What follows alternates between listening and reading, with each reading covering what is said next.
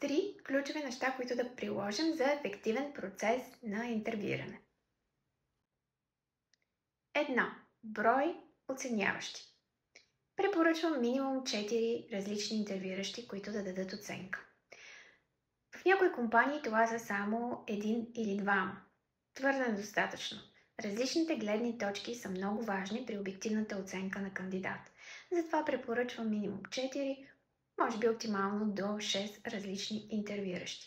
След това съпоставете обратната връзка и обърнете внимание само на тази, която се повтаря най-добре в над 50% от случаите.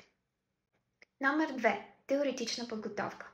Тук имам предвид техники за обективна оценка, за интерпретация на резултатите от интервюто.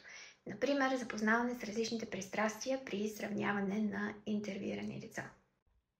Номер 3. Въвеждаш практичен опит в водене на интервю. Тук вече имам предвид едно практично обучение, тогава когато даден служител до сега никога не е водил интервюта, да започне първо с наблюдение, с участие с задаване на въпроси, а след това да води интервю под супервизия на опитен колега.